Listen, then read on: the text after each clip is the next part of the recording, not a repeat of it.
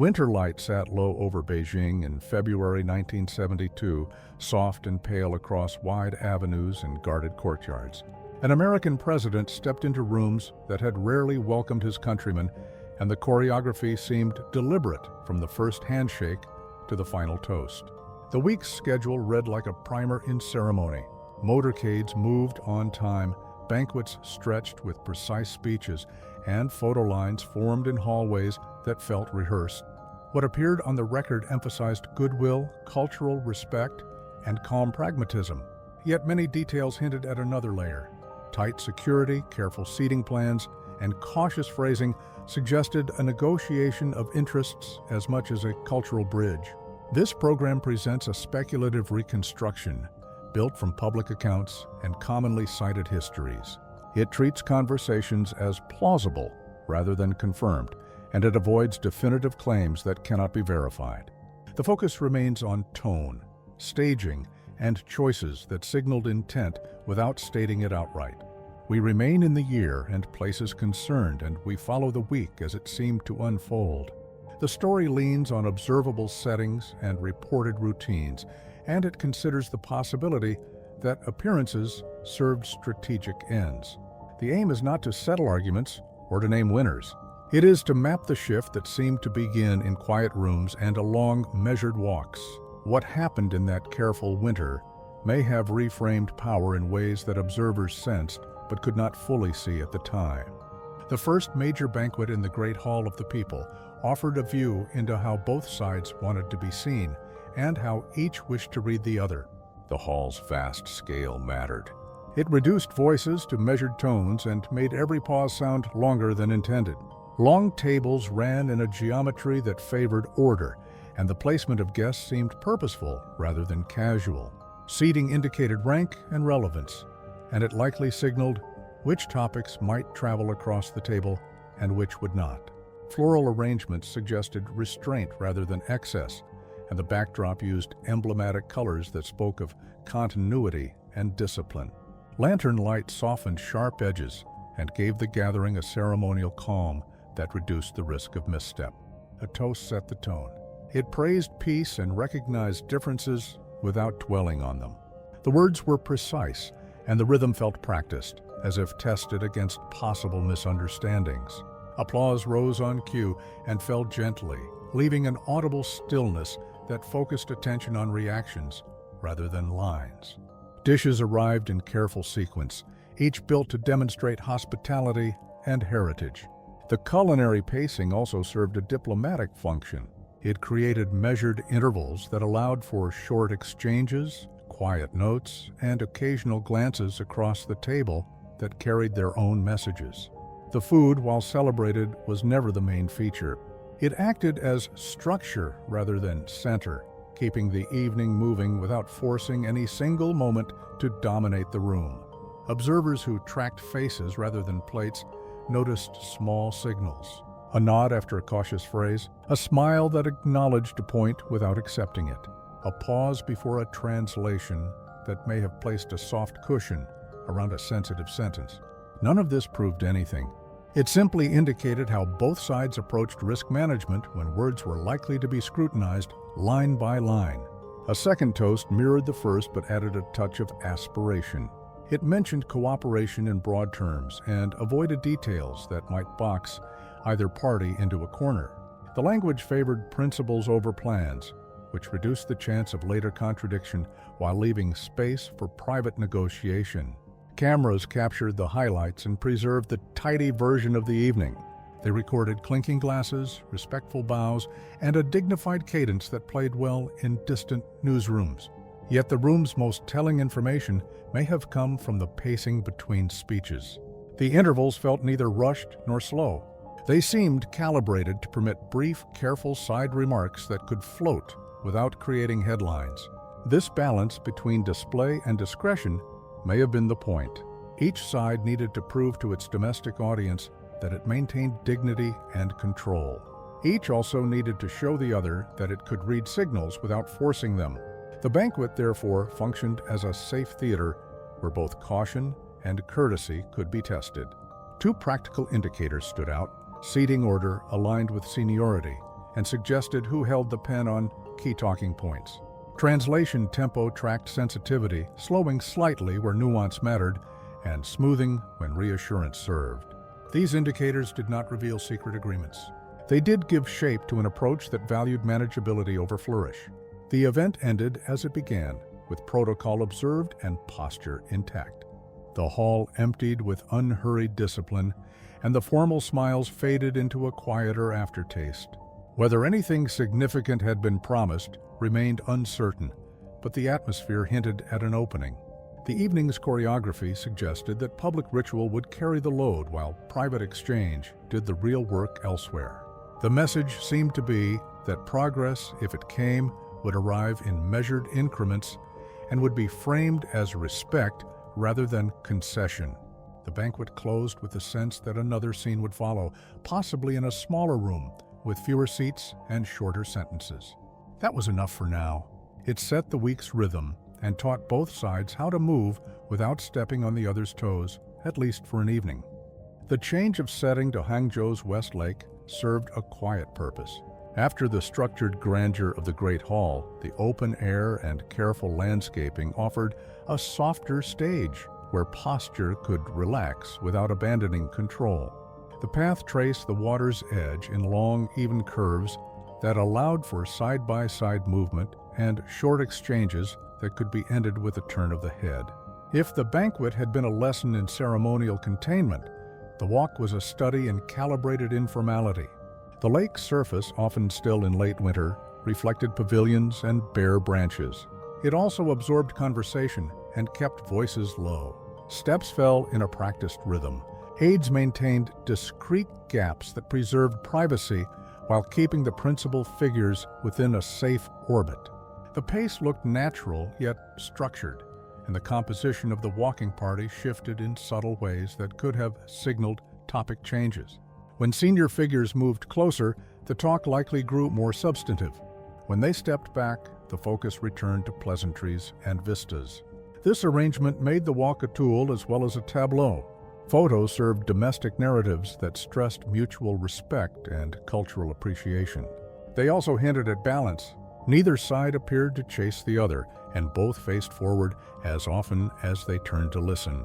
The tone felt careful rather than intimate.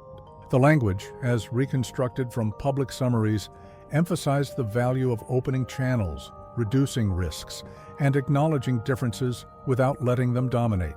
There was no need to claim sudden agreement. The image of steady progress was valuable enough. Two indicators again seemed concrete. The composition of the group changed with discernible intent, and the time spent at scenic points suggested where emphasis was desired. Stops near historic bridges and stone terraces allowed for pauses that could host brief, direct remarks. These locations were not chosen at random. They allowed a background that pleased the eye and created a break in motion where a sentence might carry more weight. If something important needed to be hinted at rather than stated, a formal room would have been the wrong place. A walk near water offered plausible deniability. Remarks could be cast as courtesy, even if they were meant to test boundaries. The walk's structure also helped each side read the other's posture. Body alignment offered clues. Turned shoulders indicated openness. Straight lines signaled firmness. Smiles rose and fell with small variations that only made sense to those who watched closely. Again, none of this proved intent. It only mapped a careful pattern where tone mattered more than text. The walk included references to heritage and the value of perspective. Guides pointed to rooflines and stones that had survived changes in rule and policy. These notes may have served more than tourism. They suggested that continuity and change could coexist in the same frame, and that adaptation could be presented as fidelity to deeper order rather than departure. In this way, the setting acted as a gentle teacher. It said that a relationship could reset without dishonoring the past, and that both parties could present the shift as consistency with long-standing goals. The return to vehicles ended the segment without calling attention to itself. No declaration was needed. The images would do their work in distant newspapers, and the memory of the pacing would travel with the delegation. If the banquet had taught both sides how to speak in public, The walk taught them how to signal in private while standing in plain sight. The path closed behind them as quietly as it had opened. The lake resumed its usual calm, and the day moved on. Whether any line had shifted remained a matter of interpretation, but observers who favored caution took note. They saw measured steps, careful spacing, and a willingness to test comfort zones in a setting that reduced fear of miscue. It was not a breakthrough. It was a rehearsal for the conversations that would matter more behind doors that did not admit cameras or applause. Private meetings seldom matched the gravity of their consequences. The rooms used for the week's working sessions were functional rather than grand, with heat that kept the air dry and tables set for direct sightlines. Tea cooled beside folders whose contents were mostly summarized aloud to avoid misinterpretation. The chairs were neither soft enough to encourage meandering nor hard enough to hurry anyone out. The environment signaled focus and discipline without the intimidation that a larger venue might impose. Notes were taken, but the record that reached the outside world remained elliptical. The public saw phrases that stressed peace, dialogue, and constructive engagement. It did not see the calibrations that shaped each line or the cautious edges that kept both parties from drifting into commitments they could not maintain. The cadence of translation offered the first indicator of where sensitivity lay. Interpreters worked at a controlled pace that allowed for careful phrasing. When topics neared the quicksand of regional conflicts, the tempo slowed enough to let alternatives form without friction. When the conversation moved to safer ground, the flow resumed a speed that suggested confidence. The second indicator came from the structure of time itself. Sessions were bracketed by clear starts and ends that discouraged digression and forced priority. Length did not reveal content, but it often reflected complexity. Longer windows appeared where contours were difficult to reconcile, yet too important to ignore. Shorter slots covered themes already framed by public statements. Inside these frames, participants sounded the boundaries. They explored how far language could stretch without breaking, and they tested formulations that might be carried back to separate audiences without loss of face. Observers who later tried to reconstruct the flow relied on these externals because the material record remained thin. That thinness probably served both sides. It limited the risk of contradiction, and it allowed room for later interpretation if circumstances changed. The atmosphere in the room never crossed into warmth, but it did settle into a workable rhythm. Each side repeated core interests in fresh ways, signaling steadiness without unnecessary rigidity. The verbs tended toward aspiration rather than obligation. Words like may and could appeared often enough to keep pathways open. The number of specifics stayed low by design. Where names and places might have created friction, the discussion rested on principles and patterns. This approach offered a shield against misreading, and it avoided giving skeptics at home easy targets. None of this meant that nothing happened. It meant that the visible outcome was a mutual agreement to continue. Continuation in such settings is a decision. It grants time for domestic alignment and for testing how much adjustment can be absorbed without backlash. Within that window, secondary channels probably help shape drafts and refine phrases. Such channels are common in diplomatic practice and need not imply secrecy beyond prudence. They exist to reduce noise and to keep options alive until a healthier stage can carry them forward. Quiet rooms also encourage the small, human calibrations that public sessions cannot support. A phrase repeated with slight variation can mark consent in spirit if not in letter. A reconsidered word can take the sting out of a point that might otherwise stall the rest. In this manner, progress moves in millimeters rather than miles. It is not dramatic.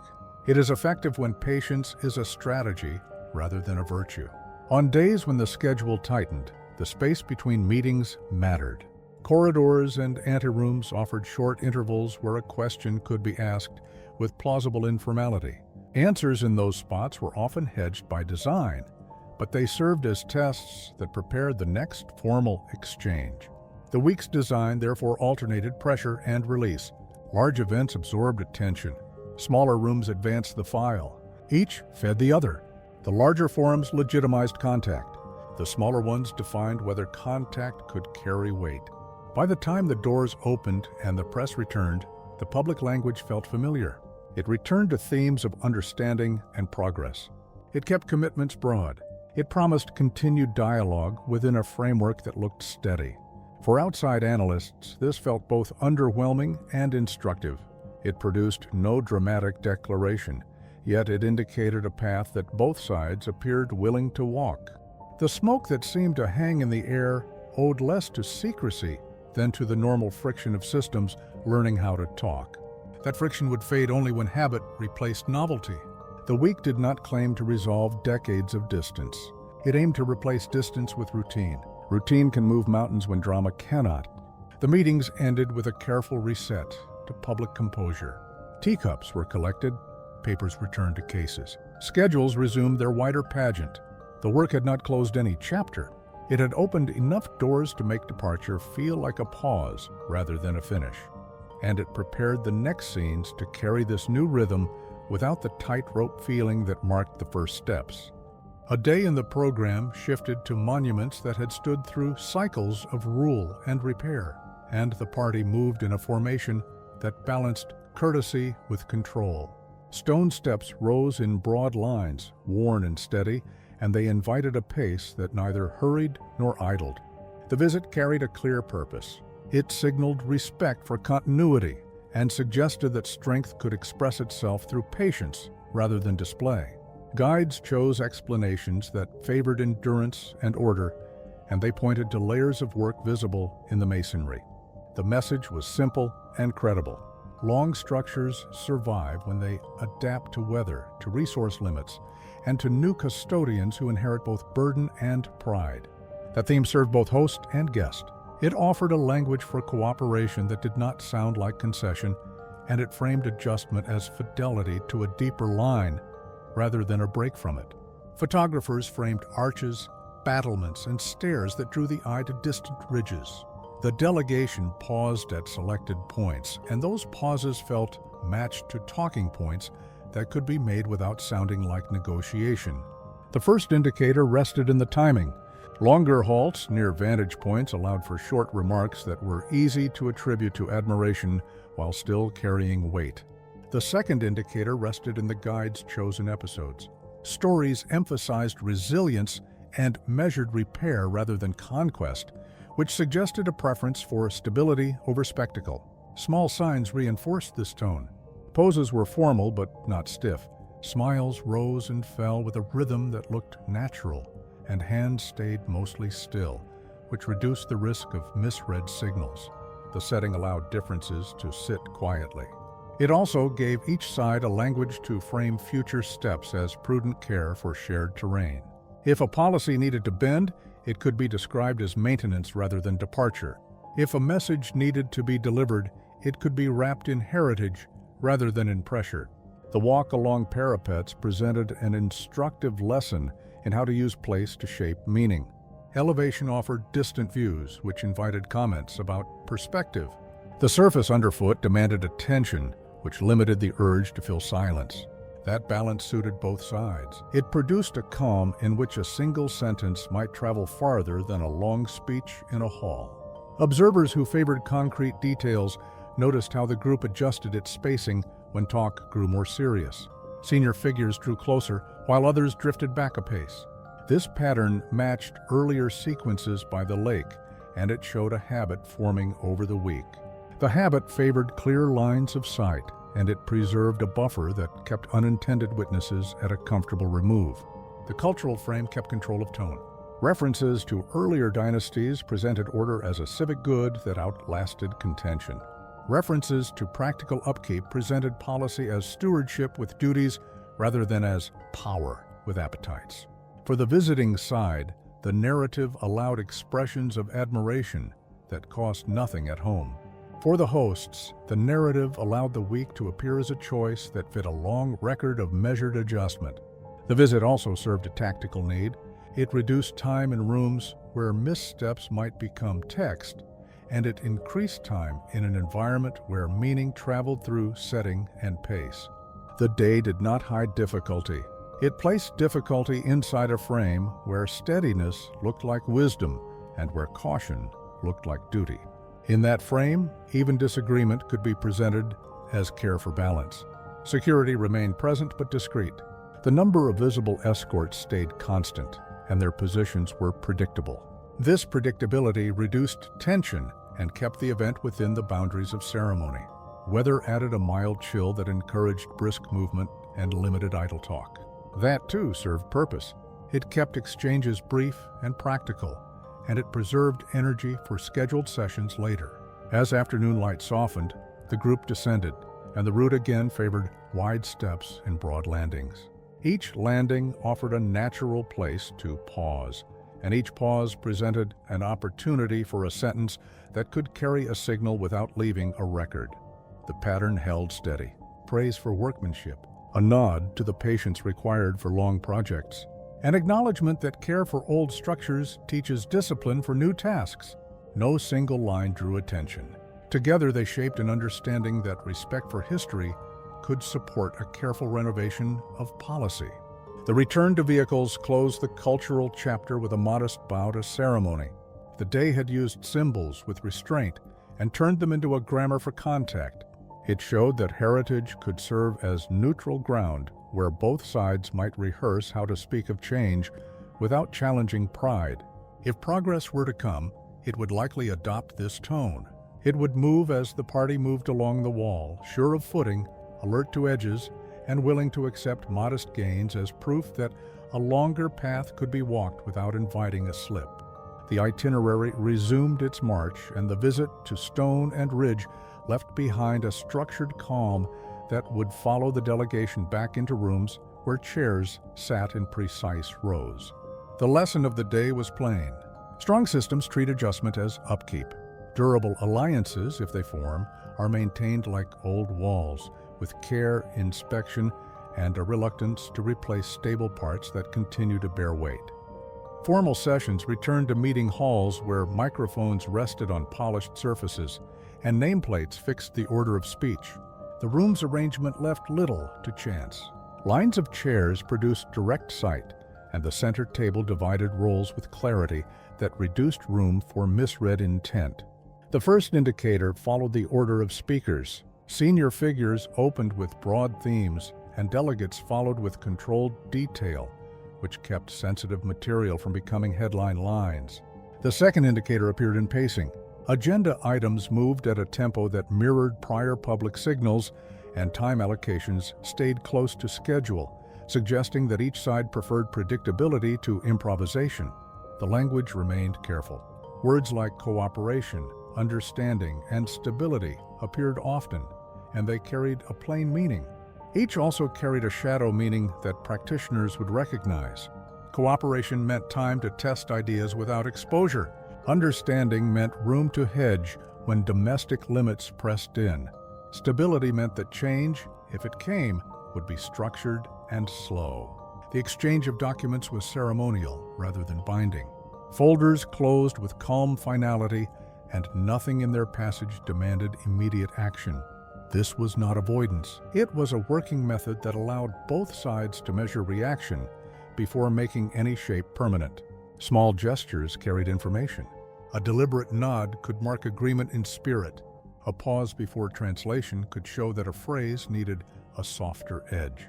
A repeated line, offered with slight variation, could signal that a boundary was firm yet negotiable in framing.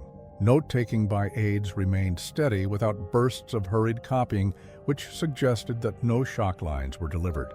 Where terrain grew rough, titles and formal roles held the line. Principals took the front seat while particulars waited in the hallway, ready only if a bridge looked safe. The choreography of breaks added texture. Short recesses appeared at intervals that looked designed to cool tension and allow quiet recalibration.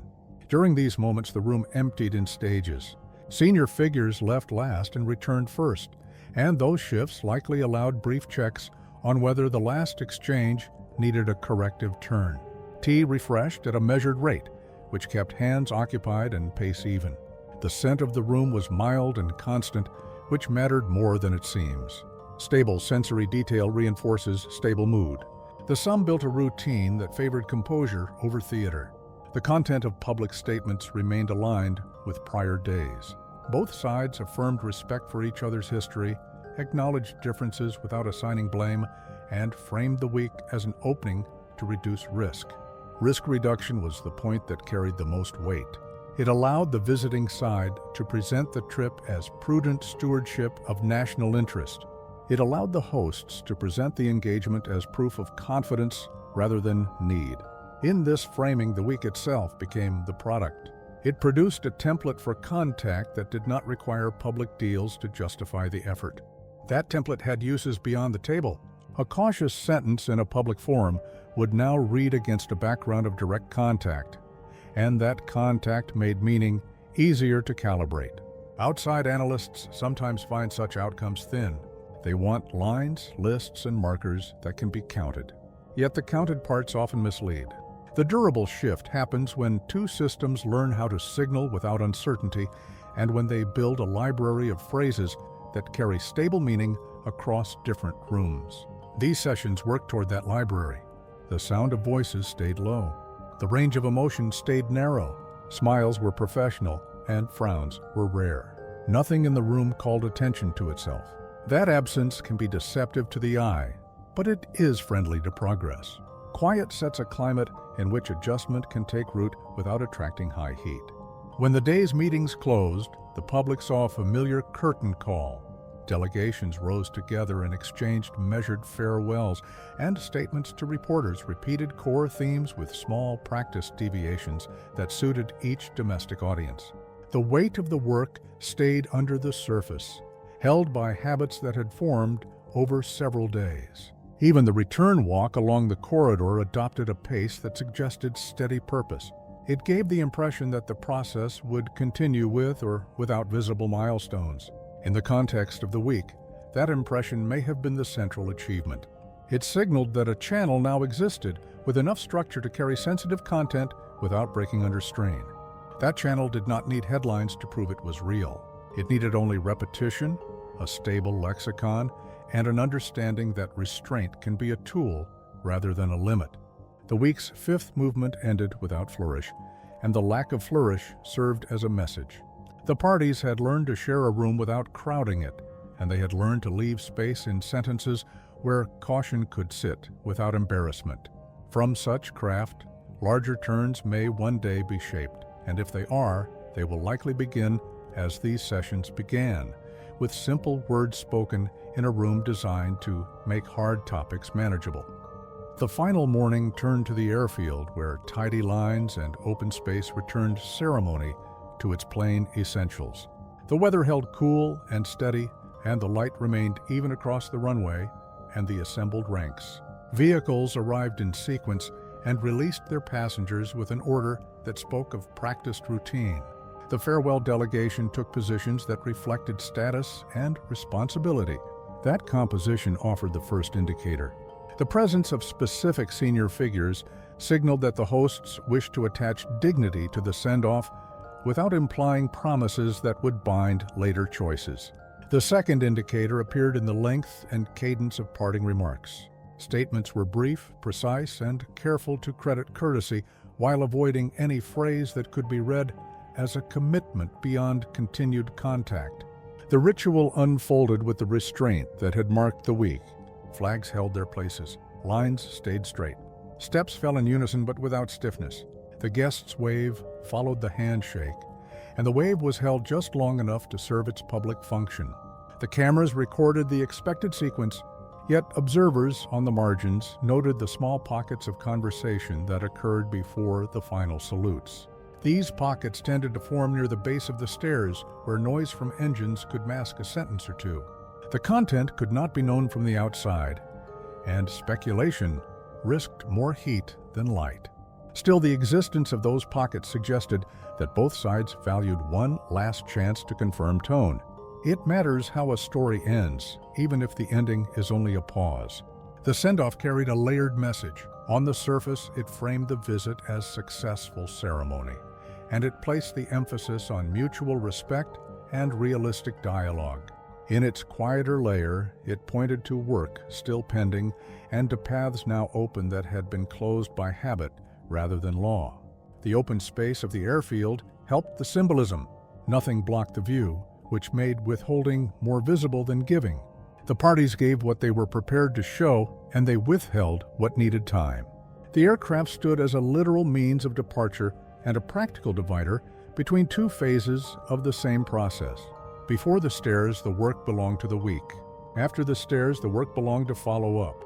That division was not dramatic. It was clear enough to those who track process. Aides gathered notes into cases. Hands returned to pockets against the cold.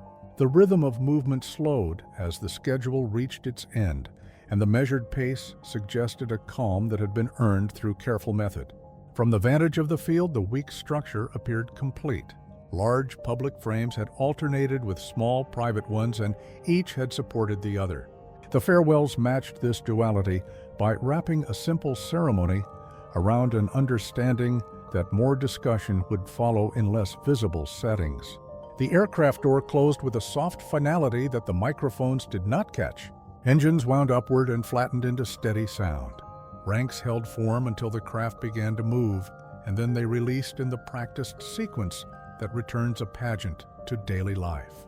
In that release lay another message. Normal order could resume without strain. The visit had not upset the routines that keep systems steady. It had absorbed the week and left behind a pattern that could be repeated. Repetition is the true test of such openings.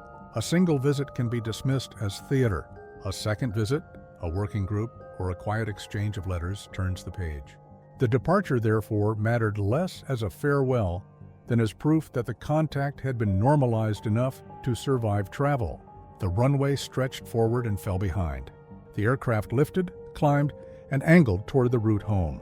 For those who read signals in protocol, the scene's most important element was its lack of surprise. The ceremony neither shrank nor swelled beyond expectation. It confirmed that a new line had been drawn within acceptable margins, and that both parties could live with it.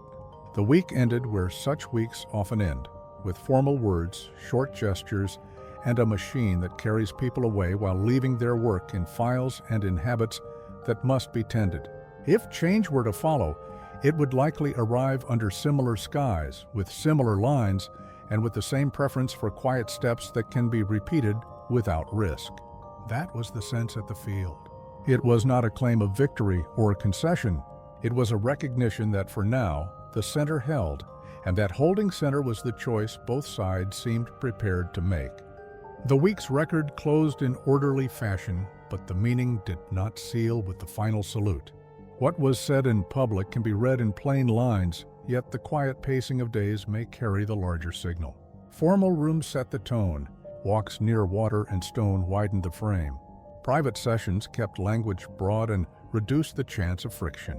The send-off confirmed that contact could end without strain and resume without drama.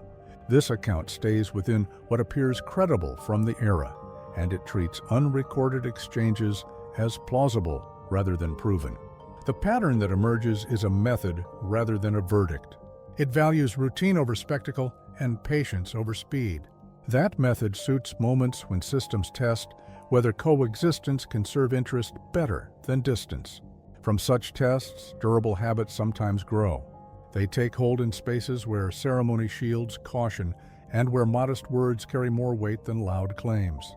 The aircraft left the field and took the week with it, yet the route it traced in the air seemed to mark a path still open on the ground.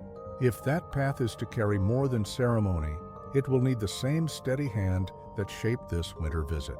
The next move would likely echo the last, careful in tone and narrow in scope, and it may ask the same question without forcing an answer. How far can two rivals step toward each other while telling their own people that they have not moved at all?